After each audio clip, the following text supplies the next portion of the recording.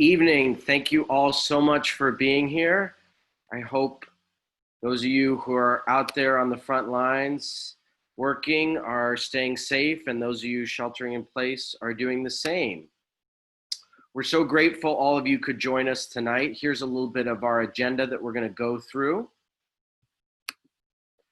And I just wanted to briefly introduce our organization, Catalyze SV, a nonprofit community group here in Silicon Valley. Here's our mission statement. And again, we're so grateful for all of you to be here tonight. Just a couple quick housekeeping rules. If Kate Hidalgo could wave her hand, she's providing American Sign Language interpretation tonight. And she is got a cool gray background and a black blouse on. So look for Kate, the ASL interpreter, if anyone needs that. We want to thank our Catalyze SV volunteer leaders, Catherine and Ryan, who conceived of this event. We're trying something new this year with Catalyze SV. We're having our volunteers talk about what are the issues that they're really interested in discussing in the community around development, and then planning that accordingly. So we are trying to do that right now, and Catherine and Ryan, coming from totally different perspectives, really, really great, have both come up with this idea. So we're really excited about it, and we're grateful to them for planning it. We're also grateful to PACT for supporting our event, and SV at Home. Gabby, who's here with us tonight from SV at Home, will be helping take some questions, and we thank her for that help. We also want to highlight the fact that SV at Home has, as part of this entire month, Affordable Housing Month. And they have been creating a ton of great events with other organizations about affordable housing. This is one of those, and they've got a lot more to go through the end of the month. Keep in mind, we're also recording tonight. We're trying to put this up on Facebook Live, and if we have time, we'll do some polls. So just as a quick icebreaker, why doesn't everyone through their visually, if you wouldn't mind silently, share some sort of facial expression or hand gesture about how you're feeling right now?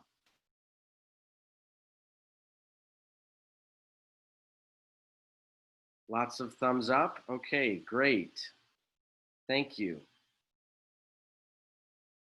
Well, we have a ton of people on this Zoom right now. So because of that, and we're so grateful so many of you could join us, we're going to ask folks to stay muted. We're going to also ask our panelists to keep their answers concise so that you can hear from as many of them as possible, and we can get to as many of your questions as possible. So we don't have that much time tonight. I know you all want to have a really robust discussion, and our experts could be going on forever. So we're going to offer you some opportunity to connect with them afterwards. You can add questions in the chat section. We already received a bunch of questions from folks, so we're going to prioritize those first. But any additional questions you want to put out there, we'll put them in the chat section. We'll try to get to them. We're also going to stay on track and on agenda with our schedules. So our focus tonight is specifically on affordable housing funding. And so if there are other topics you ask about in the chat, we may reroute those to other discussions or to the panelists who may be able to follow up with you at a later time. So I'm going to go to our quick bios of our panelists here tonight. I'm not going to read them out, but we want to share the bios with you. We've got Liz Gonzalez from East San Jose. Liz, will you say hello and wave? And feel free, once our panelists start talking, they'll pull themselves off mute and we can hear them. Nick Cortez, can you go ahead and wave, Nick? Hi, everyone. And say hi. I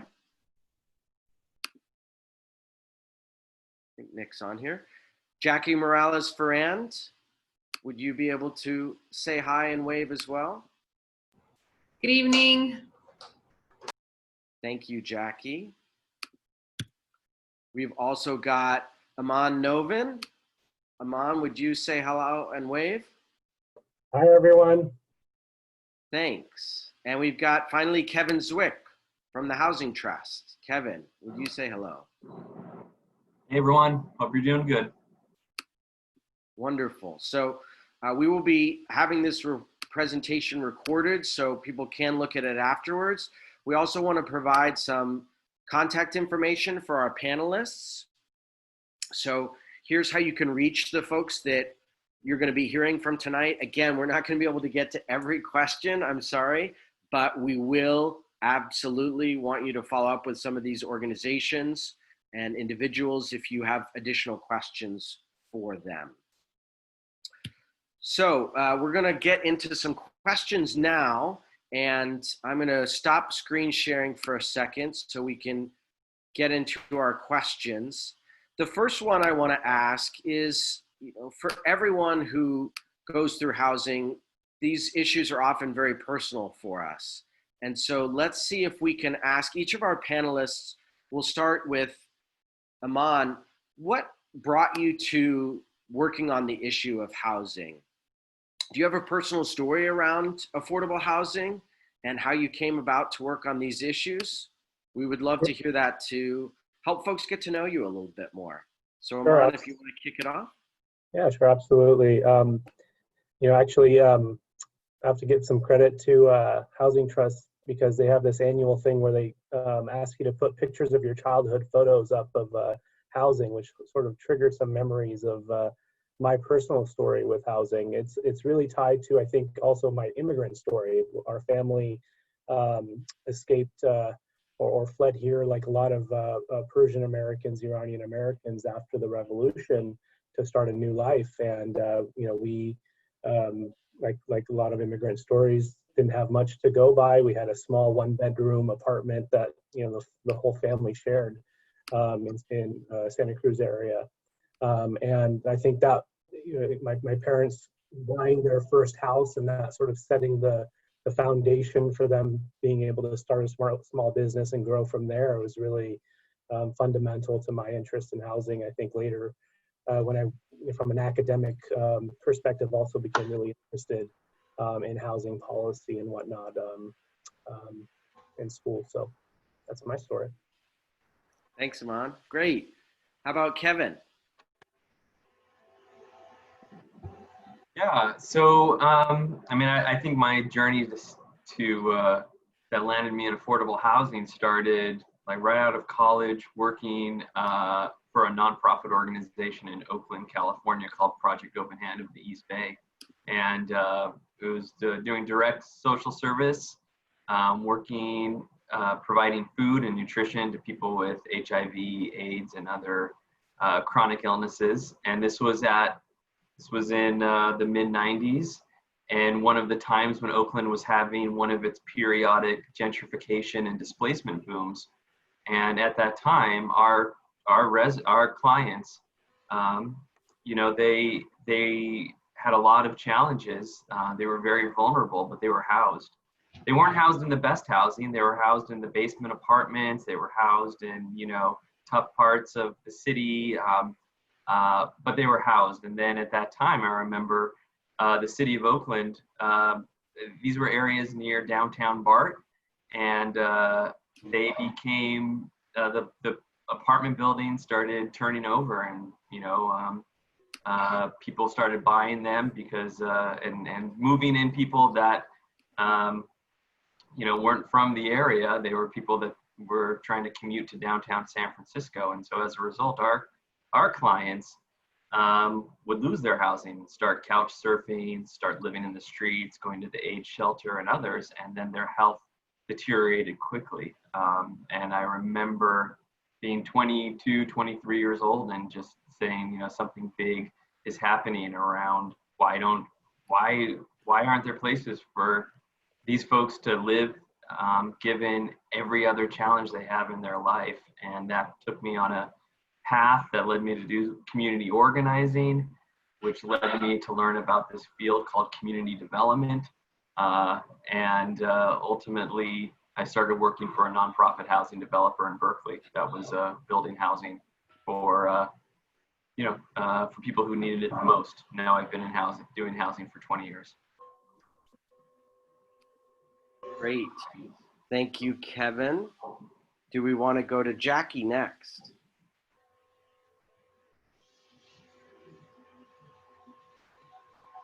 Jacky? Hi. Sorry, as the daughter of immigrants who came to this country looking for a better opportunity, my family moved around a lot when I was a kid, and I don't think I went to the same school until I reached junior high school. And that left a big impression upon me in terms of housing. And, reflecting back, I realized that what my family was trying to do was always trying to find a better place. And one of the reasons why I went to college was because of the neighborhood they ended up moving into when they finally settled. And when I was in junior high school, everyone I went to high school was going to college. And so that's kind of what motivated me to go to college, because my peers were going to college. And I would say now I have a lot of opportunity, but being in San Jose for 12 years, I've moved 8 times since I've been here, and I'm a renter. And so I'm always thinking about, what the landlord's gonna do and how tough it is to try to find housing. And I know I have a lot of opportunity, and I know how to sell myself. And so when I hear the stories of our tenants in San Jose and the struggles that they're going through, I am deeply impressed and moved. And I'm moved by the number of homeless people. I've been working on homeless issues for 30 years. I lived in a homeless shelter as a manager for a family shelter. And when I see the disparities in the city, where we are one of the wealthiest communities in the country, and we have the number of people living on our streets, I know, to me, how important this work is. And that's what keeps me motivated and going. Wonderful. Thank you, Jacky. How about Nick? Hi, everyone. Thank you, Alex, for putting this together and Catalyze SV. So myself, I'd say the short answer for why I've taken an interest in the affordable housing issues is because I'm a public educator. I've been a teacher for over 12 years now. I've seen how it's affected teachers and how we can't, as a teachers, afford to live in the Bay Area anymore.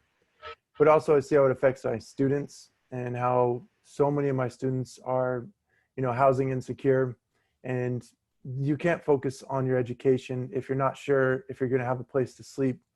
So, there's a number of reasons why I think affordable housing is an enormously important issue, but I think that's the short answer. And I thank you for taking the time to put this together.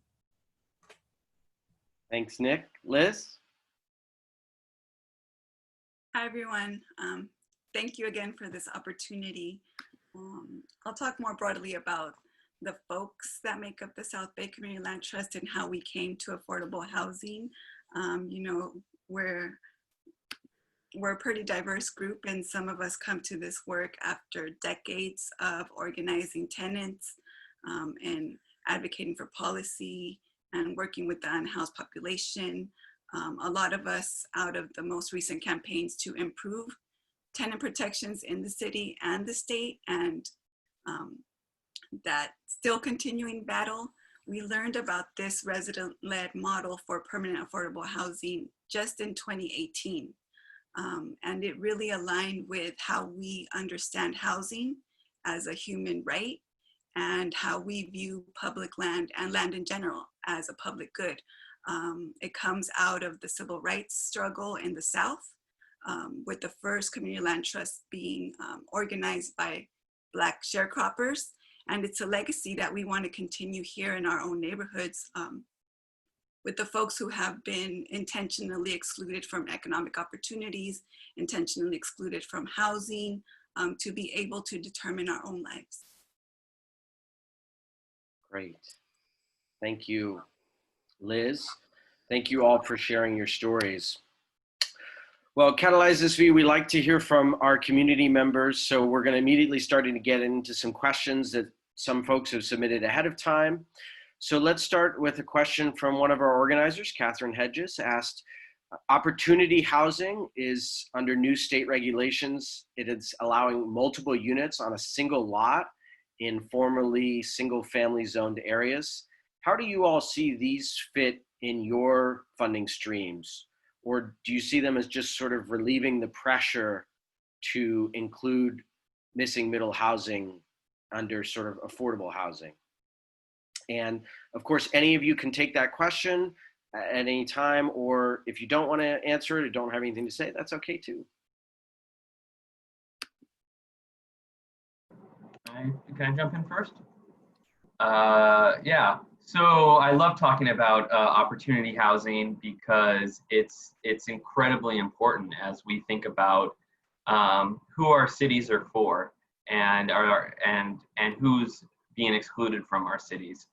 Right now, 93% of the residentially zoned land in the city of San Jose doesn't allow for apartment buildings. It doesn't allow for multiple units on one lot. It's only allowed for the single family home. And as you just heard, in America we have a history of housing policies that were exclusionary. Redlining, policies like the VA bill where you could get federally insured loans, and 98% of them went to white households. So there's always been this idea that like single family home neighborhoods are sacrosanct, and you can't have any apartments in there, and that's true in the city of San Jose. So policies like opportunity housing are incredibly important to allow for more affordable housing types, to allow for affordable housing everywhere in the city. So at the Housing Trust, we have a program that we're launching this summer to do something similar to this, which is provide financing to allow a homeowner to build an affordable accessory unit in your backyard that you could rent at an affordable cost to a low or moderate income renter. And that's it's something we're excited about doing.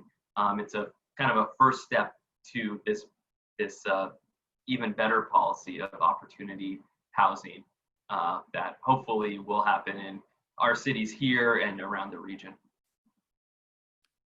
Thanks, Kevin. Anyone else want to pick up on that question? Can I add on to Kevin's response? Please.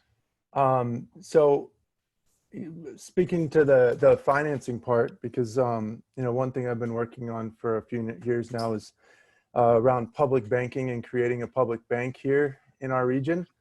I think this is a really important component to building and financing the affordable housing.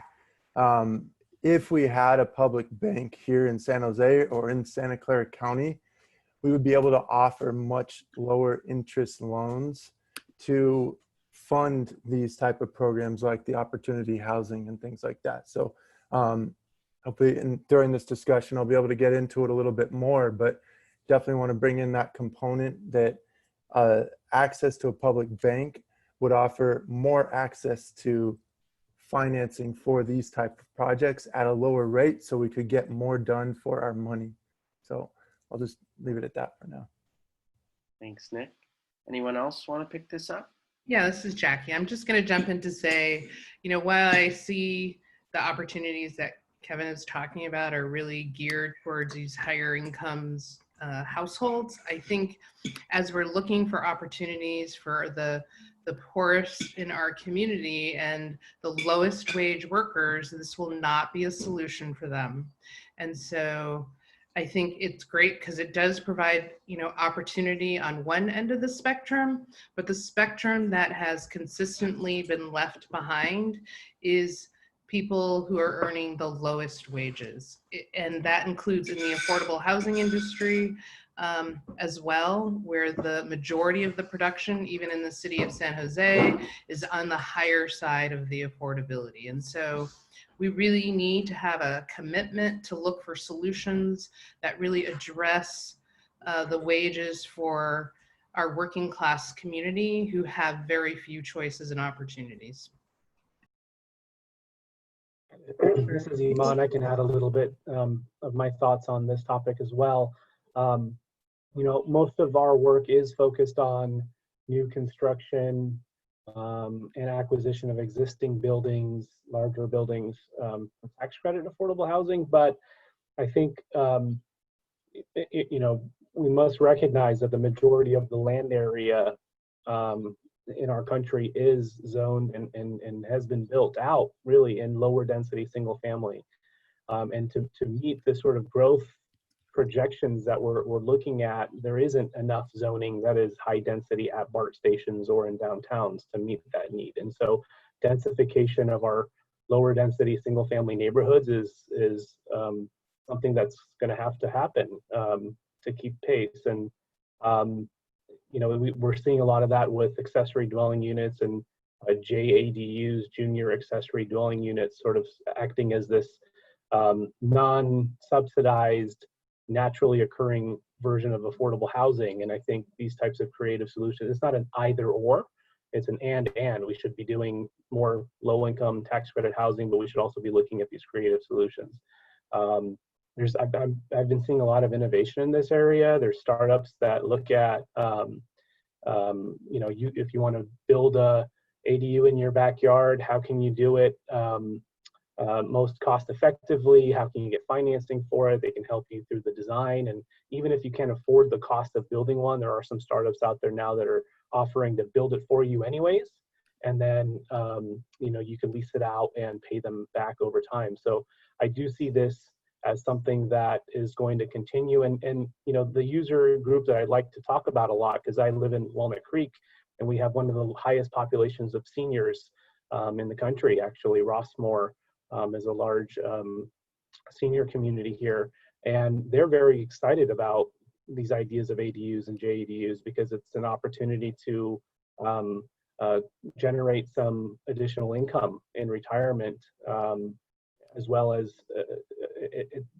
you know, these accessory dwelling units serve as a alternative type of housing that is naturally affordable. When I graduated undergrad, first job out of, you know, undergrad was at a nonprofit, and those salaries aren't great. I lived in a ADU behind someone's house, and so it is a housing type that we need more of. Nice. Appreciate it. Anyone else on this question, or should we go to the next one? Okay, I'll go to the next one. So Ryan asked, how do we work more effectively, all of you really, with private corporations for funding affordable housing production?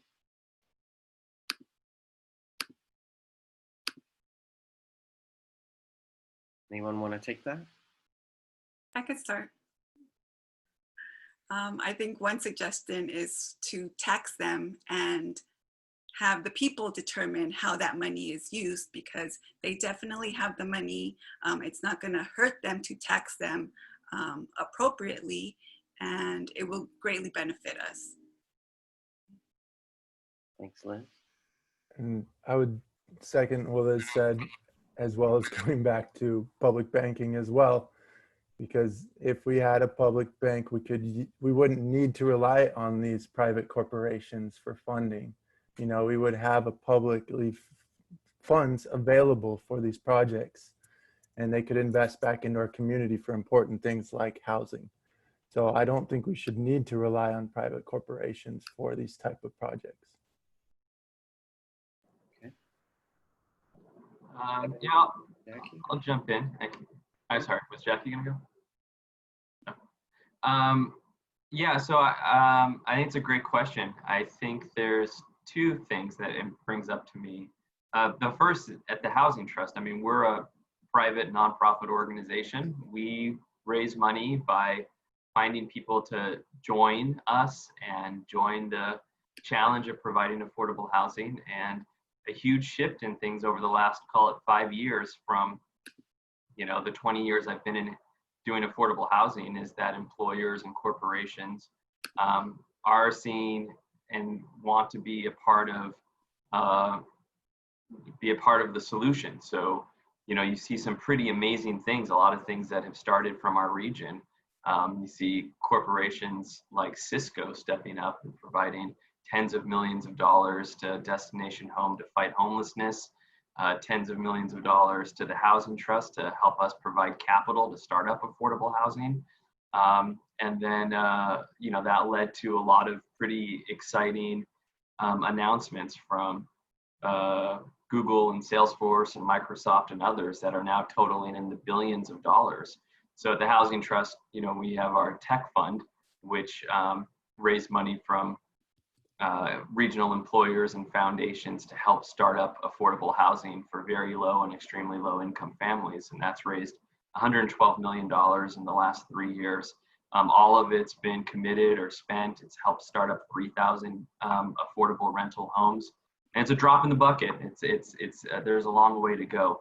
But it led me to the second thing that I thought of is what cities can be doing to make sure they're tying commercial growth and the growth of office space to the housing that it's affecting and the housing demand it creates, and making sure that's mitigated. And so, you know, in the city of San Jose, one thing that we've been looking at is looking at other cities as well that have commercial linkage fees or job housing linkage fees, and moving forward with a policy so that as companies locate and expand and grow, they're paying a fee that goes to the city so that the city can help build housing for you know, people who otherwise can't make enough in the jobs that are created to actually pay for it. So that's a policy and something that I think everybody needs to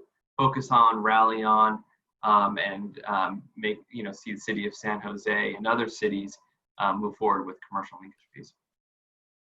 Okay.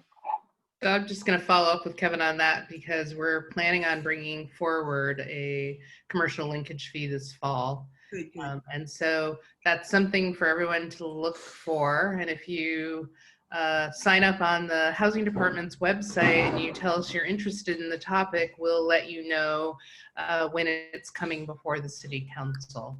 So as Kevin said, you know, we can ensure when that commercial growth or offices grow that they pay a fair share based on the job growth, and the need for housing is one opportunity. And certainly, you know, we've seen Apple and Facebook and Google create these loan funds, and it's great when they partner with someone like Kevin, because Kevin can really leverage that money. I think the challenge on the private sector side is affordable housing isn't what they do, and it's really hard for them to figure out where's the best investment. And so to the extent we can support what those investments can be that will make a difference, we need longer term capital. And how we get them to invest in 30 years instead of just 10 years or 5 years is what's going to really move the needle in this area. Thanks for sharing. Iman, did you want to jump in on this one or go to the next question? I think my only comment is that, you know, corporations in some regards have been involved in the way that the tax credit structure works. I mean, tax credits are a bipartisan supported program that have been around since, you know, the early 80s, and they, or maybe even before that. And essentially you're selling your credits to large corporations, big banks, who are then getting their CRA requirements. And this is partly why the tax credit program has been the most successful, long-standing funding source to deliver this public benefit of very low, extremely low affordable housing. There's no other tool that can deliver those AMI levels, very low, extremely low, the way that the tax credit program has historically. So, you know, keeping an eye on these TCAC regulations and making sure that the program continues into the future is an important thing to keep our eye on too. Okay. Great. Thank you for sharing. Our next question comes from Bob Sutton.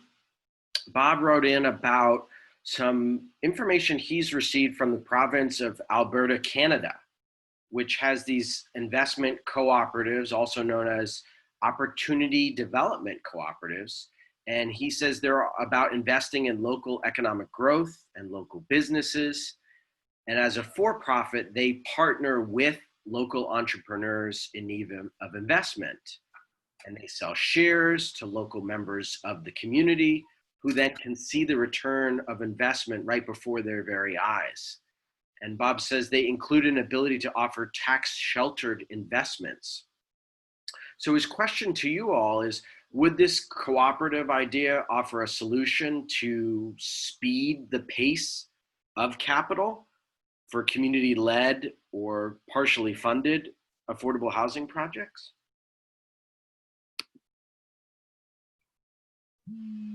I'll jump in here. Yeah, absolutely. I think, the cooperative model has been successful in a number of countries. It's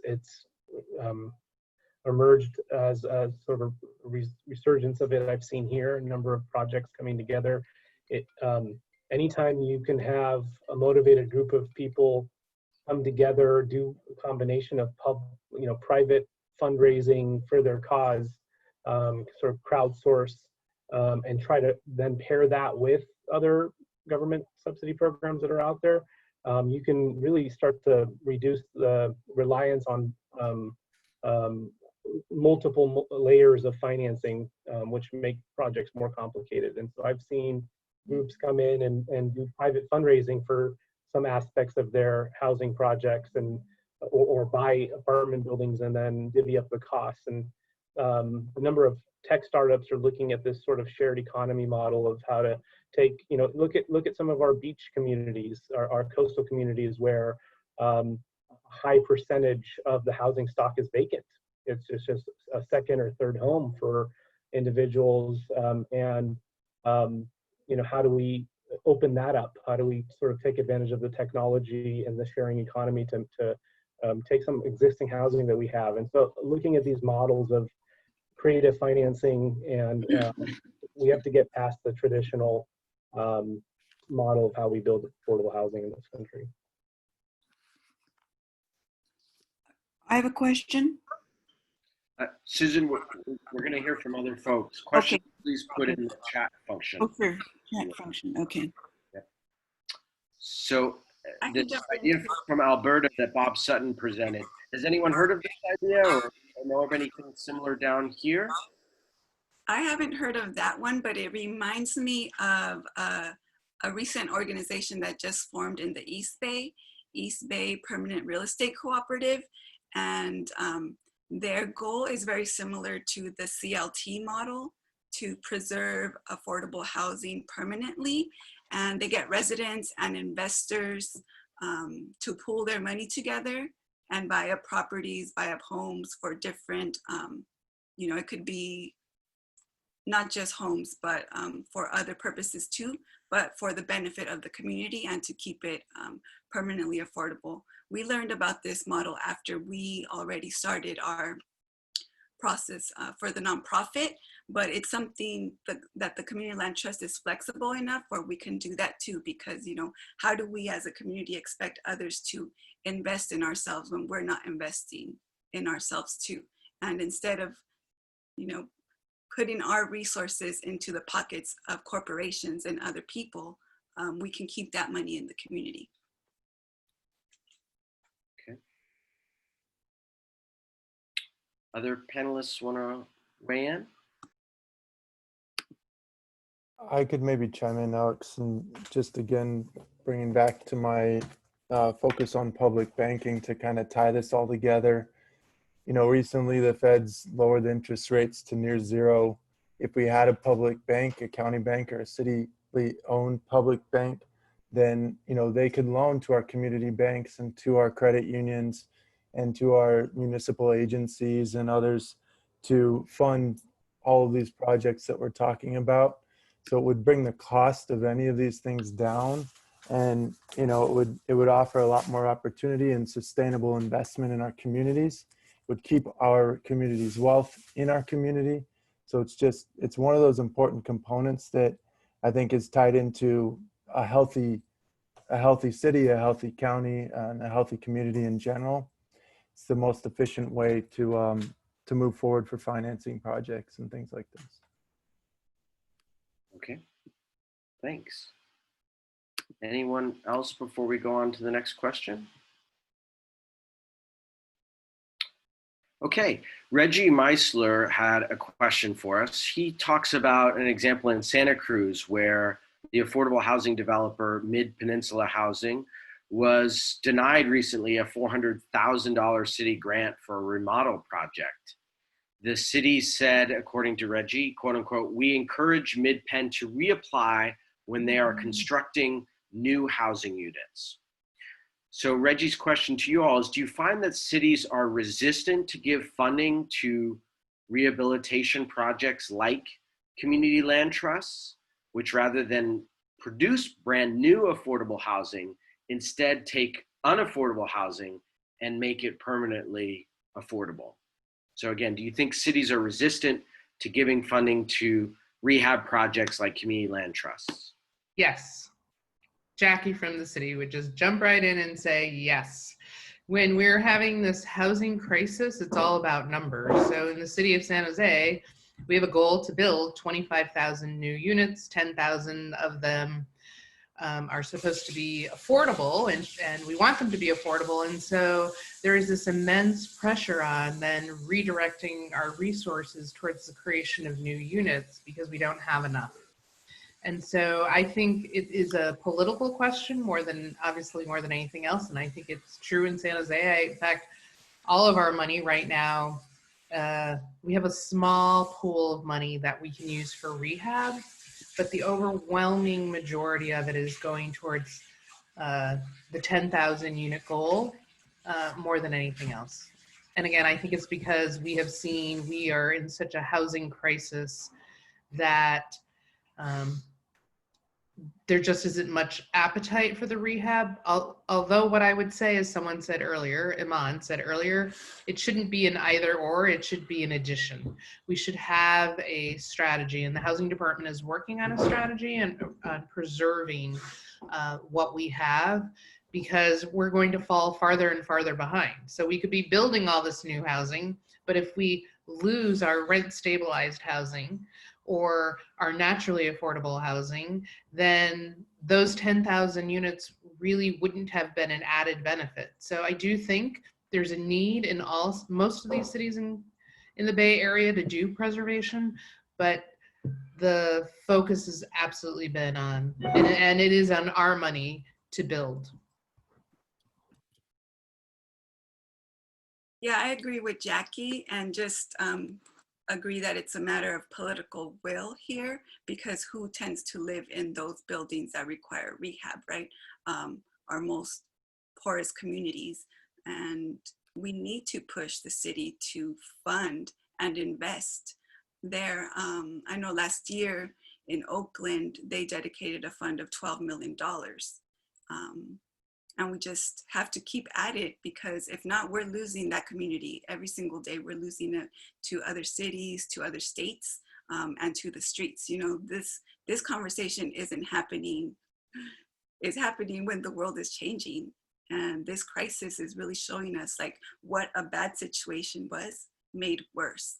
And, you know, this conversation couldn't have been at a better time to really move the urgency of the need to help the most vulnerable, and to put the resources into things that can actually translate into the community being stabilized and people staying in a home. Yeah, I just want to jump in really quick and just say, you know, it's one of these really tough situations where, I mean, localities and cities have to make hard choices with limited amounts of funds, and the housing needs are so dramatic. So, you know, it's tough to divert limited resources away from producing housing. You know, for a city like City of San Jose, that's you know, has a really progressive policy that that says a higher percentage of housing for people who are extremely low income is the priority. You look at Santa Clara County with Measure A, you know, about 70% of the funding that came from it was going for ELI housing, extremely low income housing, and permanent supportive housing. So, you know, you have these funding sources which, you know, are finally being directed to build housing for those populations who didn't have that housing built for them in the past. And you know, it's tough to divert some of that, even though it's eventually going to assist similar people at the same income levels. It's just, you know, there was a lot of great work to get, you know, these local policies in place that the limited amount of money they have is to build housing for people who are extremely low income, for people who need permanent supportive housing. So it makes me think that there needs to be a different strategy other than diverting city grant funds, essentially, or city long-term funds. How do we do more preservation? How do we, especially right now as we're moving into whatever this new future is, and there are going to be opportunities to, you know, for nonprofit housing organizations to be able to purchase apartment buildings, vacant land, and others. How do you raise philanthropic and private capital, maybe with some public guarantee or some public soft subsidy, to allow them to, you know, buy up some of the housing and take it out of the speculative market and get it into nonprofit or community-based hands. If I could chime in one more time. So anytime we're doing development, as much as 50% of the cost ends up going to interest and bank fees. Again, if we had a public bank, we could cut that additional cost in half. We could, for example, Council Member Jimenez recently identified that there's $2 billion sitting in an investment account that could be used to capitalize, to start and capitalize a public bank. Public bank could then loan out money, and banks, for every dollar they have in deposits, they can loan out now as much as $16. And, they can gain interest on that at a lower interest rate than a Wall Street bank would be offering that money. So it'd be a way to finance these projects, and it'd be a way to build on those investments in the city as well. So it's a very reasonable and accessible way that we could finance these projects. $2 billion could go a long way if you could end up loaning that out for all of these projects and still be earning that interest on those. So you're still getting both benefits there. And Wall Street isn't extracting our community's wealth. We're keeping our community's wealth in our community. Those limited resources we could use to build on all these projects that we so desperately need. One thing I would add that I forgot to mention was AB 1487 created the Bay Area Housing Finance Authority, affectionately known as BAHA. BAFA, and the whole goal of AB 1487 is to create funding sources that follow the 3 Ps: production, protection, and preservation. So there's a real commitment from this regional funding opportunity to fund all 3 areas. They're in the process of trying to actually stand up the entity. It exists through ABAG and MTC, but I see that as a new funding stream that will provide some dollars specifically for preservation because it's part of their mission.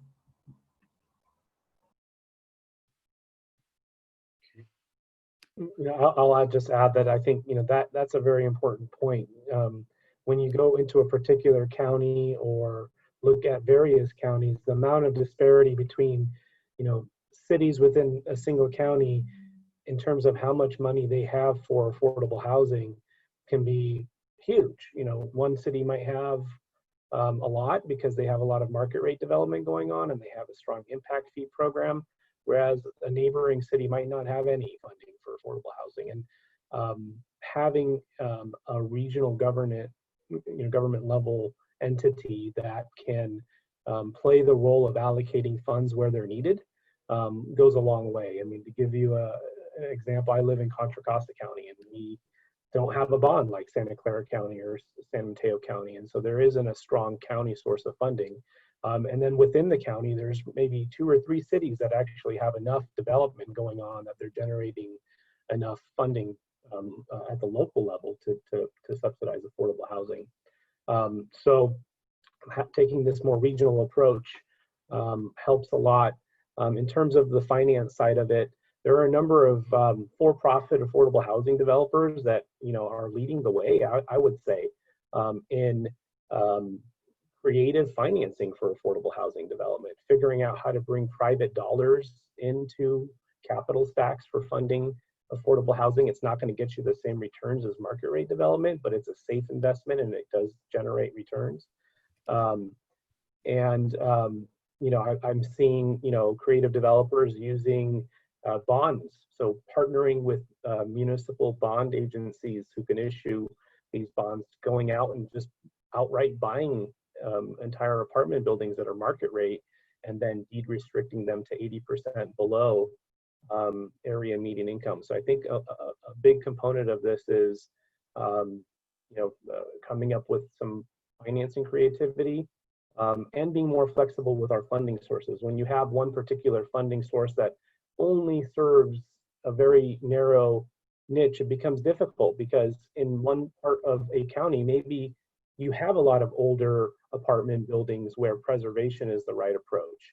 But if your county and city funding sources are all focused on new construction of special needs, as an example, it becomes tough to do that. So we need to match the funding sources that are available regionally better with the needs in various communities. Great. Any other thoughts on that question before we go to the next one? I want to take a quick respite here. If you all wouldn't mind, I want to give a brief clap from all of us to our interpreter, Kate Hidalgo, who's interpreting today. Why don't we give her a hand for helping do that for us? Thank you, Kate, for being here. Hopefully someone is taking advantage of her skills and services. We're grateful that you're doing this for us.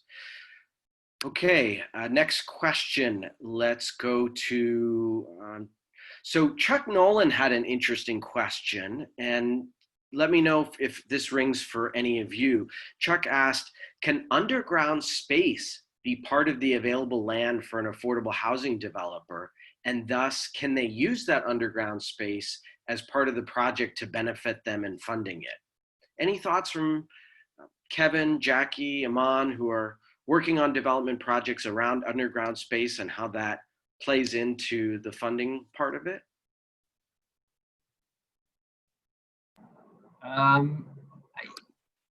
That's a unique idea. Typically, one of the biggest challenges with affordable housing development and construction is just sort of the increasing cost of overall of doing it. And one big driver of that cost is when oftentimes when cities require more parking than is needed, and so a developer has to dig down and create an underground parking garage, or just going down instead of going up. That cost of going down just incredibly increases the overall cost. I mean, I think going up a couple floors rather than going down a couple floors is the much cheaper, easier, better way to do it. So it's interesting because I know in a lot of wealthier communities in Santa Clara County and other places, sometimes people double the size of their allowable mini mansions, McMansions, because they put in a basement and it's not counted as, towards your floor area ratios and stuff, so people get extra houses. But I think that's probably because of how expensive it is, and really it only works for the wealthiest. So I'm going to say that's probably not going to bear us a lot of fruit, rather than most of all housing could be a lot taller. So let's try to get those floors. Let's try to get communities to approve 5-story buildings instead of 3, and then in places like downtown San Jose, Yeah, I know we got an airport to deal with, but we need some buildings taller than 22 stories. Anyone else want to weigh in on the question of land value and capturing that value in underground space through commercial or parking or whatever it may be? You know, I think Kevin covered it from a development standpoint, especially when building affordable housing. There's limited public resources, and to the extent that you can avoid below grade parking, I think that's the goal. And you know, below grade living, it doesn't make a lot of sense to me from a ventilation and daylight standpoint. So I think, you know, really when you're talking about below grade, it's probably for parking, and there are very few funding sources these days that pay for parking in affordable housing projects. And as a policy, most are trying to encourage you to move away from high parking ratios. And you know, we do see things like, in some cases, infill projects, there's no way around it, but you could use stackers, park lifts to take advantage of that extra cost of having to go below grade. So you're essentially adding 2 or 3 parking spaces for every 1 parking space that you're having to dig for. And they sit on top of each other like a puzzle, and they sort of shift around. So there are some creative things we can be looking at, but for the most part, the simplest and easiest way to build a lot of affordable housing is to have, you know, a good 4 or 5 acre site where you could do 3 stories of wood with surface parking, and that keeps the cost very low. And pair that with modular construction, and you've got a very efficient building. And in some urban areas that might not be the right product type, but there's a lot of, you know, areas where that is an appropriate product type, and we need to be building more of it. Great. Anyone else want to weigh in? Okay, bless you. Let's go to the next question. This one comes from Sandy Perry. Liz, maybe you'd like to start us out on this one with a little explanation. And other panelists, of course, feel free to jump in. Want to give some more context on the Tenant Opportunity to Purchase Act, or the Community Opportunity to Purchase Act. TOPA and COPA are the acronyms. How would those work, and what would be some of their benefits? Mm-hmm.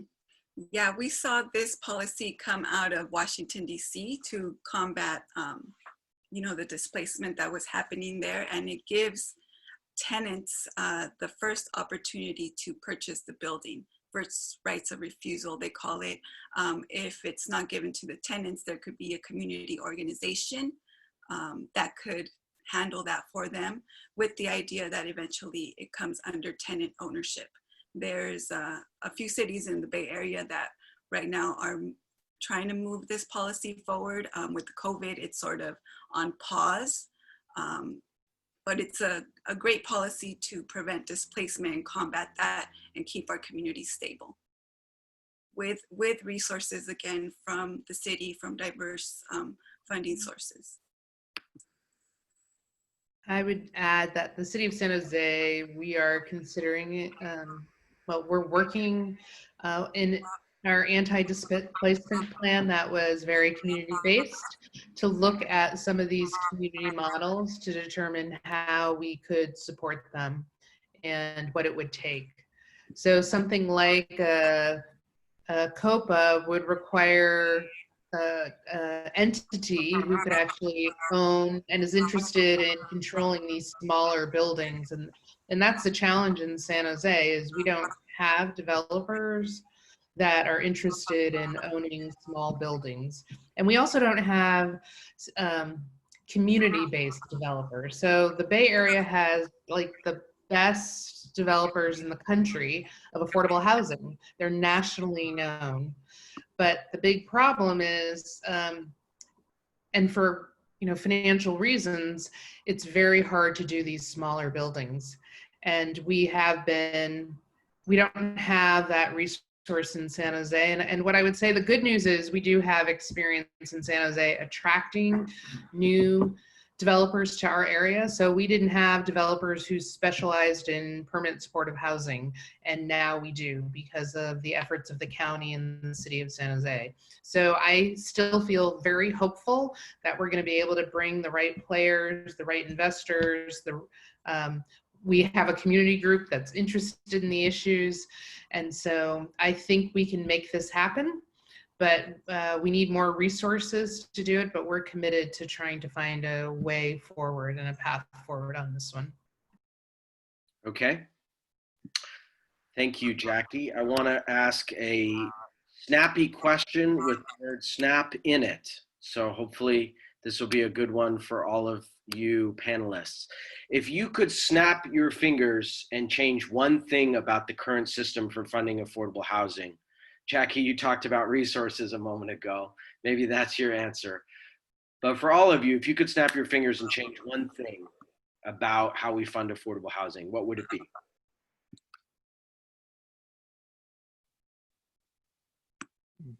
Guess what I would say? I would create a public bank. I absolutely think that this is the way forward. I think taxpayers are tired of expensive bonds. If we had a public bank, we wouldn't need these expensive bonds. We wouldn't need to add additional taxes because our tax dollars are already sitting in Wall Street banks, and Wall Street's profiting off of our tax dollars. We could be profiting off of those. We could be reinvesting those tax dollars back into our community if we had a public bank now. You know, we passed a bill last year, AB 857, so we already can. The law allows for us to create 2 public banks per year over the next 7 years. We could create up to 10 public banks in California. You know, cities like San Francisco, LA, places all over the state are now looking at creating public banks because they know it's the way forward, you know, for financing these projects at much more affordable rates than going through bonds or going through Wall Street banks. So my snap would be, let's create a public bank now. It could be a regional bank, it could be a county bank, it could be a city bank, but we need to have a public bank now if we want to keep our community's wealth in our community and reinvest that for things like affordable housing. Thanks, Nick. Snap those fingers, make some change happen, y'all. What would you say? I'll snap next. Oh, sorry, Liz, go ahead. Thank you. I would say that we would invest in permanent affordable housing in the organization like the Community Land Trust here in San Jose, and completely change the model that we're talking about so that housing isn't something that people are creating profit off, but that it is something that stabilizes our community. And the Community Land Trust is ready to partner with the city of San Jose and the other community organizations in San Jose that are talking about this to make it happen, because we need it now more than ever.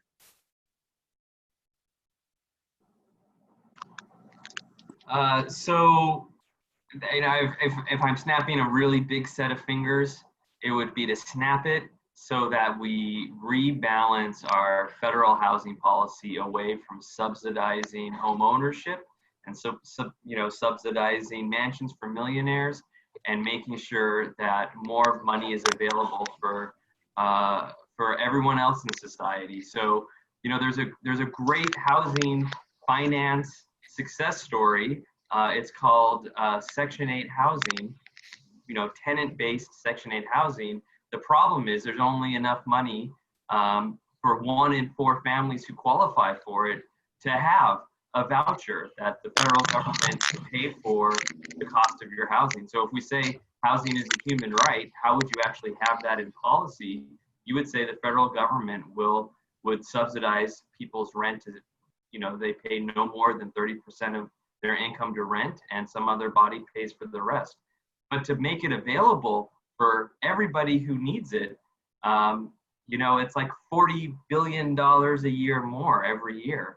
Well, it turns out that we already subsidize housing at that level. We subsidize home ownership at the tune of $70 billion a year between mortgage interest deductions and capital gains taxes, and, you know, not so much writing off your property taxes as much anymore, but we still way more. We subsidize home ownership 4 or 5 times more than we subsidize rental housing for the people who need it most. So if I could snap my finger, I would say that we first fund Section 8 for every very low income and extremely low income renter who needs it.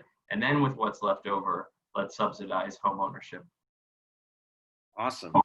And if I could snap my fingers and click my heels, what I would say, I'm going to go off of Kevin's because I loved his idea, but I'm going to say, housing becomes a basic human right in this country. We no longer trade and sell housing, because the reality is, as long as housing is a commodity that is always sold for the highest price, and homeowners are always selling their homes for the highest price.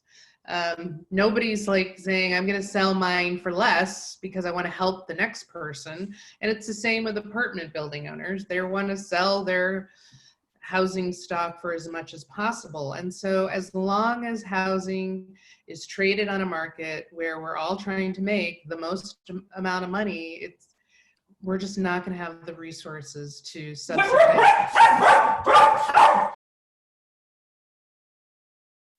My dogs agree with me, and they're angry. But we're just not going to have what we need. And so I would say, clicking my heels, take housing out of the markets. Okay, great. Iman, I think you have a chance to snap your fingers too. Yeah, if I could snap my fingers, I would simplify the affordable housing finance completely. I mean, I think you need to, in each state, we should go to one agency to apply for funding, and it shouldn't be 30 different programs. The funding should be tailored to the need and what you're trying to develop. And so if I have a project in San Jose and I'm trying to help young individuals with autism, or if we're trying to build senior affordable housing, we apply to one agency, and the funding is created or designed to help your project be successful, rather than there be 50 different layers of funding, each having different goals and unnecessarily being too complicated. Great. Thank you all. Liz, did we get you? Yeah, great. Awesome.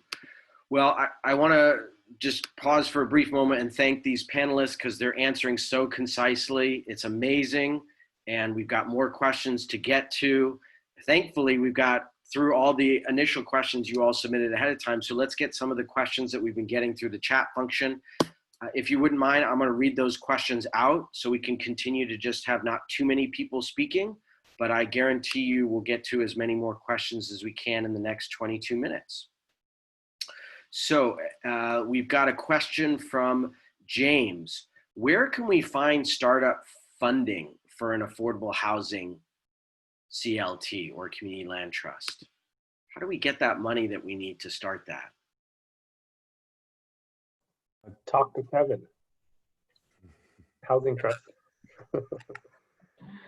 I mean, honestly, if it's a nonprofit and it's starting up and it needs a grant, I feel like Silicon Valley Community Foundation is doing a lot of interesting thinking around finding alternative housing, regional housing strategies. I would, if you were a startup nonprofit, I'd say maybe partner with an existing nonprofit that's had some experience getting grant money from the Community Foundation and apply for a grant from them. I think that's the type of interesting startup grants that they're looking for. Now, when you do, and you get going and you got a piece of land and you have a experienced real estate person to work with and you need a loan, come to the housing trust. And then, but that first thing, that's really a community foundations, what might be a good place to start. Mm-hmm. Nice. I could share that we just received a approval for a small grant from the Community Foundation. So we're on our way. We are still actually finalizing our own nonprofit status, just the last bit of that. And we're going to take you up on step 2. because it's really flexible. I mean, we want to look to the community itself also for funding, and the model just allows you to be really creative, because initially we don't have funding that we can look to the city for, right? So we're looking at everybody and anybody who wants to collaborate on this.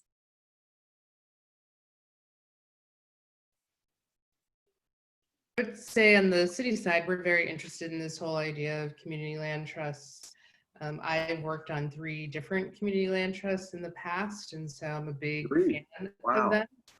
And so, you know, we are looking at doing a study to figure out what's the scale needed in order to have community land trusts be successful in San Jose, because from my past experience, if you don't have enough units, then you would be dependent upon always having to fundraise. And so there is a number of units you would want to have under your control, where ideally then you would have enough assets to sustain the land trust. And so we are looking at, like, what's that magic number and how can we support the development of a land trust here, and what are we striving for? What's the goal, so that it can live in perpetuity and be a really strong asset in our community.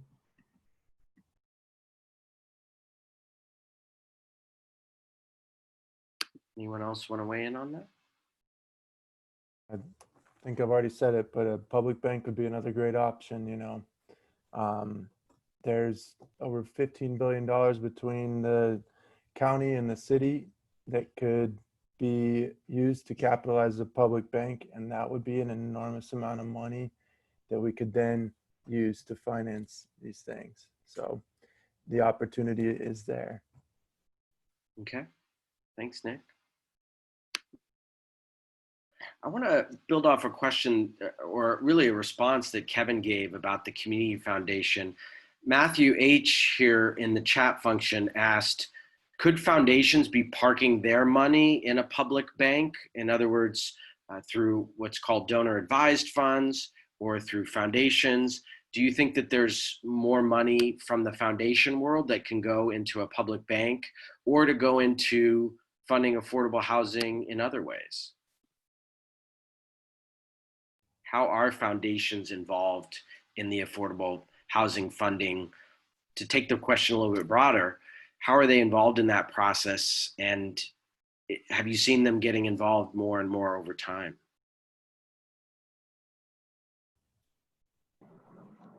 I guess I'll say a couple things about community foundations, or foundations in general. I mean, foundations do,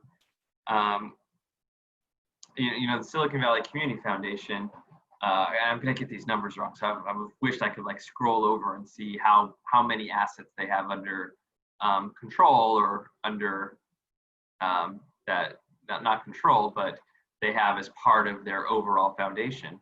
I think it's something like $9 billion. I hope nobody from the Community Foundation is watching and I'm off by like 10x or something, but I think it's like $9 billion or something like that. But the vast majority of that is what's known as donor advised funds, where the donor still has control over how much of it gets dispersed or where, or if they don't, and the Community Foundation, you know, acts without the consent of the donor, that donor can pull those donor advised funds and move it over to Schwab or Fidelity or somewhere else. So it's a relatively small, you know, percent of the overall assets that the foundation has to do grant making. So one really important thing is to push people who have donor advised funds at community foundations to give more, especially right now when we're in a crisis. We're in like the biggest crisis that we've ever seen in our lifetime. It's going to far, you know, dwarf the Great Recession that we went through, you know, in the, you know, 10 years ago. If there was ever a time for a rainy day, it's now. It's raining. So, you know, I was really encouraged to see the head of the Community Foundation, Nicole Taylor. She challenged her donor advised fund holders that they should give 5% of their entire donor advised fund now, not in the future, but now, to local, to solve the problem right now. So, and I think, I'm sure they would think that would be a first step as well. I mean, there's a lot of money tied up in sort of foundation assets and foundation corpus that the law does not say that you have to put out any more than a couple % of that a year. Now is the time that they should be releasing as much of that as they can to help stabilize their communities.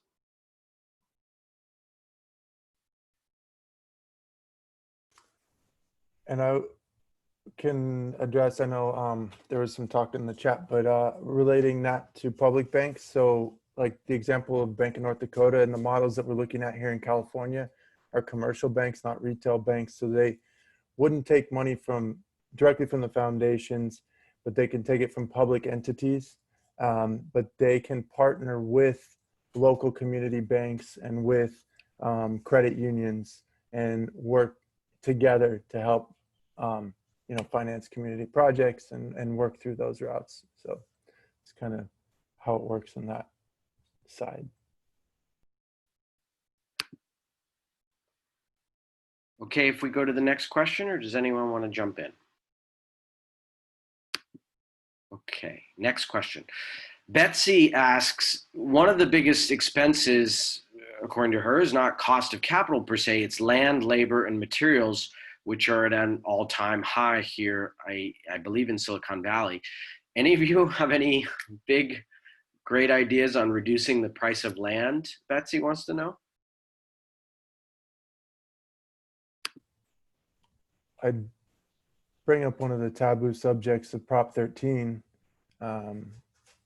If we honestly looked at that and adjusted it for who it was really meant to benefit, it would release a lot of property that's not being utilized. There's, a lot of opportunities there.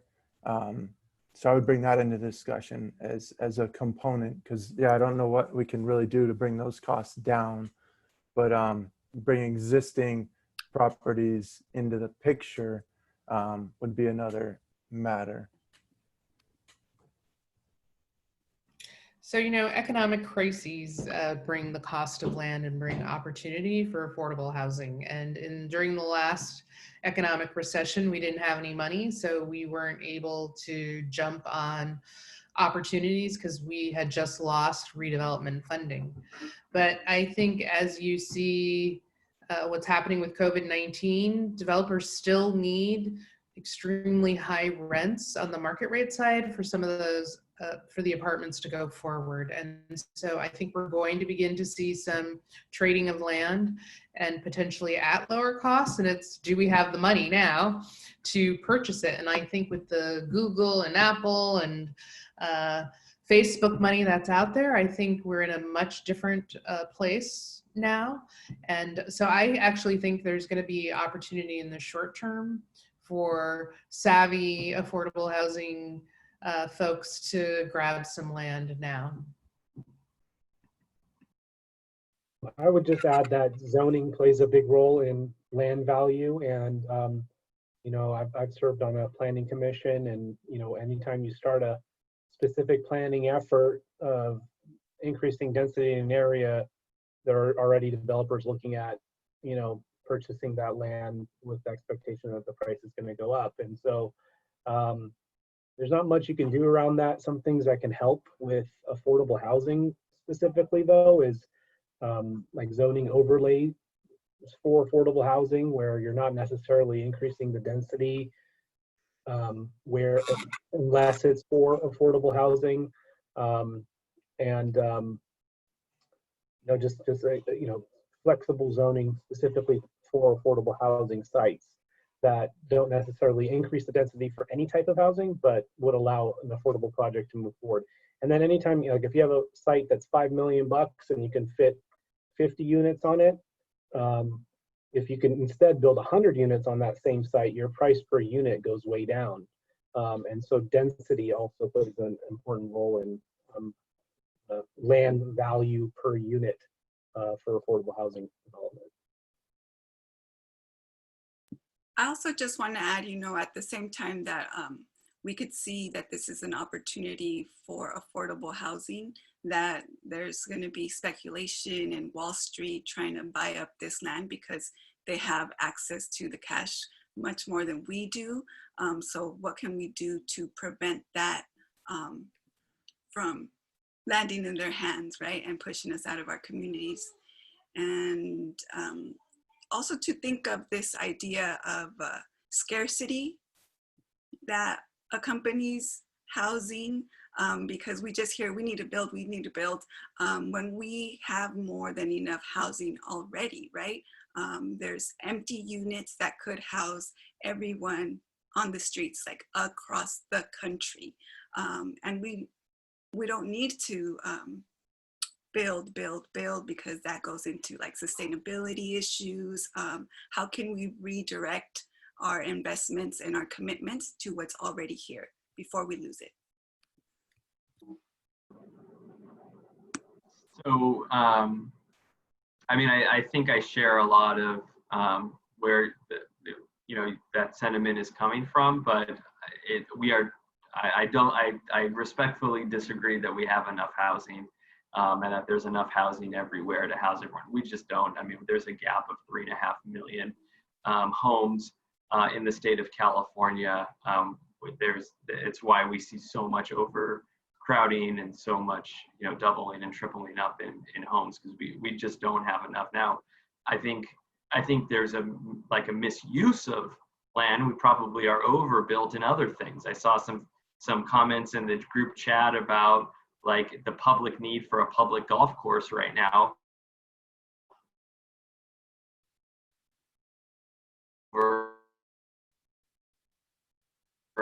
More dense housing, so they're worth talking about, but unfortunately, like there's not that many vacant homes and vacant land and to fill everybody who needs it. We're millions of homes in the state of California in a gap, and they're building a lot more housing. It has to be a part of it. Okay, thanks, Kevin.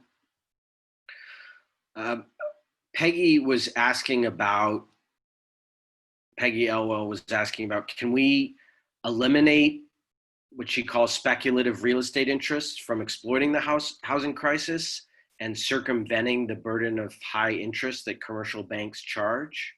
Is it possible to do that? Is that a problem that anyone sees on the panel?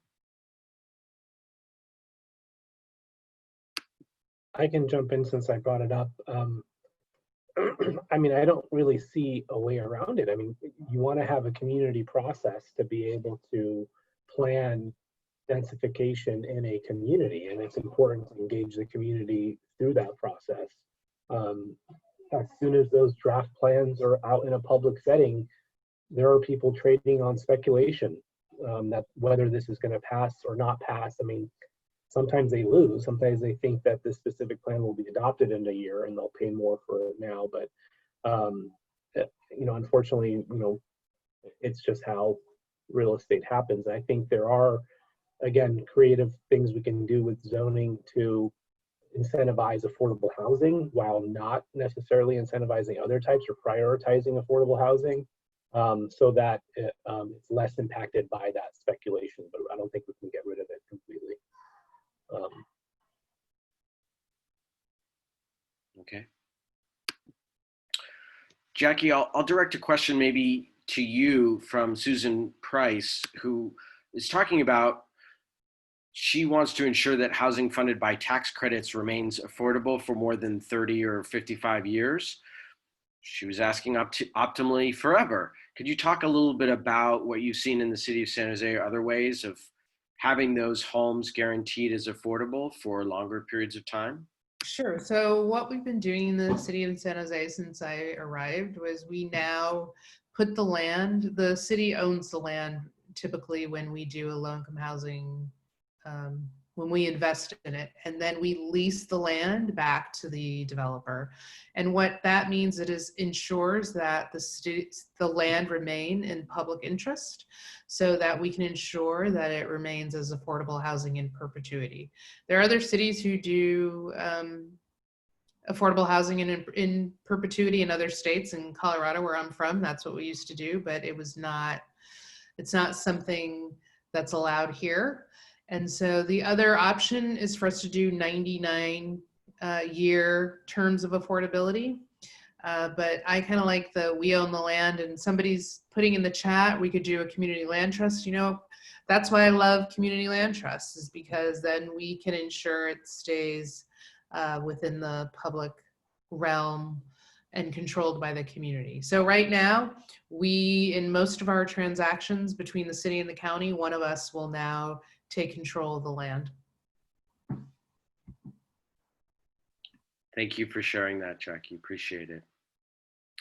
You all are so good at Zoom. You're putting all these comments in the chat function, which is perfect. It allows this amazing secondary conversation to happen and some really good information sharing. So I really appreciate that. I'm going to ask a final question of the panelists, and then again, encourage all of you, if you want to follow up with any of the panelists, we're going to put back up on the screen the contact information for our panelists, and it also is going to be on Facebook Live. This event is being recorded right now, although we had a little technical difficulty, so we started about 20 minutes late, but it's going to be on there for all time, so you can go back and watch this, share it with others through Catalyze SV's Facebook page. So encourage you to do that. My final question for our 5 panelists is just, you're working on these issues day in, day out. You're thinking about the current ways of funding affordable housing and the new ways of funding affordable housing. Is there anything you want to share with our 61 people on the call, a call to action or a recommendation, research they should look at, ideas that they should consider, anything you want to leave folks with tonight? Why don't we start with Liz, if you wouldn't mind? Thanks again for organizing this and for all the folks who are on. Again, during a crisis when we have to step into a new world, right, that really meets the basic needs of people, especially around housing, when we're ordered to shelter in place, and so many are not able to do that and not even feel safe in the home that they're in right now for various reasons. I just want to echo also what Jacky said earlier, the Community Land Trust. Please find out more at southbayclt.org. The whole purpose is to take land out of the speculative market and to ensure that housing is affordable permanently for generations to come. Thanks, Liz. Iman? Yeah, I think it's motivating the future generation to be passionate and interested in affordable housing and get involved now. And, in your organization's internship programs, or, that can get that next generation interested. It's housing's not always the sexiest topic, but it's a really important one because it's a basic human need, and we need professionals who are passionate, like everybody here, about it. And so, I volunteer at high schools through the ULI Urban Land Institute Urban Plan program is what it's called, and it essentially is a case study of building a city, and it teaches high school students how to look at trade-offs between zoning and affordable housing and a homeless shelter, and it's like a couple-week process. And I've seen them, now some kids who've gone through that program in a government class or an economics class in high school practicing affordable housing development now, and it's great to see that sort of pipeline. So whatever you all as leaders in affordable housing can do to continue to motivate and get more people into this field. We need a lot of people. Thanks, Iman. Kevin? I think a lot about how the building and owning of affordable housing, the developing of it, the financing of it, it needs to be better represented by the people who are affected by it the most and who need it the most. And I think the affordable housing sector and industry hasn't always had that perspective or had that lens, and hasn't centered equity into that conversation. So, I mean, it's still the case that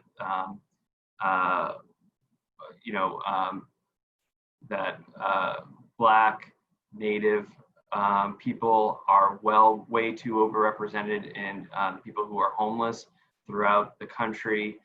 When we look at the people, when we look at who are the most rent burdened and severely rent burdened in our community, they're Latinx families. It's people who have, who suffer from a history of discriminatory housing practices. So I think the more that we could focus our affordable housing focus in equity moving forward and bring in more people who are directly affected by the need for housing into the industry, it'll be a better industry. So, it's something that I'm thinking a lot about. Thanks, Kevin. Nick. Well, thanks again, Alex, and everyone at Catalyze for putting this together. I think it was a really great discussion, an important discussion. I'd just like to highlight South Bay Progressive Alliance. We have an active public banking action team. It's been working hard on this issue for a while now. We also have a statewide alliance, California Public Banking Alliance. We're working on this all over the state and actually working on a national alliance right now. Public banks are happening, and I want our region to take advantage of this because it's an important component to this solution. I encourage people to look at the one true model we have here in the United States, the Bank of North Dakota. It's been around for over 100 years, publicly owned, state-owned public bank. It has outperformed every other bank in the country during crises like the ones we're going through right now. They're able to provide their workers over $5,000 per worker in their state because they have a public bank and they're on top of it, and they have more community banks per person in their state because they have a state public bank. So again, it's just a really important component to think about in this discussion. It seems like, this obscure different topic, but it's really foundational to the funding of important things like affordable housing. So I really encourage people to look deeper into it, reach out if they have questions or want to get involved. And one other issue is please look into and support schools and communities first. This is another important component to fixing the financing in California. That will bring money back into our communities and into our schools, and it'll correct some of the problems that we have with the old 1978 Prop 13. So two things, public banks and schools and communities first. And thank you all very much. It was a pleasure being with you all tonight. Thanks, Nick. We appreciate a citizen activist and advocate. And finally, Jacky. So I guess what I would say, because I'm from the public sector and I get to spend every Tuesday at City Council, and there are a couple faces that I see, Catherine, hello, and Matthew, who show up at every City Council meeting when we have an affordable housing issue. And we need more advocacy on affordable housing. I don't get to make the decisions. If Jacky got to make the decisions, who knows what we'd be doing, but I get to make recommendations, and a city council who's elected by all of you who are San Jose residents make decisions about where we invest, what we build, what are our priorities. And you all have the power to move and to excite and to let them know your thoughts, because they ultimately are responsible for making those policy decisions. So I'd like to see more of you at our council meetings, and as Matthew says, and vote, vote, vote. That's the power we have. Thank you. Gabby and SV at home, thank you for supporting us tonight. Thank you, Ryan and Catherine. Again, this is our motto where our volunteers say, this is what we want to talk about in the community. And Ryan and Catherine had such different perspectives, but we came together and coalesced on talking about affordable housing funding. Jacky, Liz, Kevin, Nick, Iman, thank you so much for sharing your wisdom and your perspective. Thank you, all of you, for your questions. Again, I'm going to highlight on our screen and it'll be up again on Facebook Live, the contact information for folks. And I'm going to put up some music to close us out as well, to hopefully all of you can go out and get some good food at home and have some good conversations with folks. In the meantime, keep thinking about houses, including pink houses.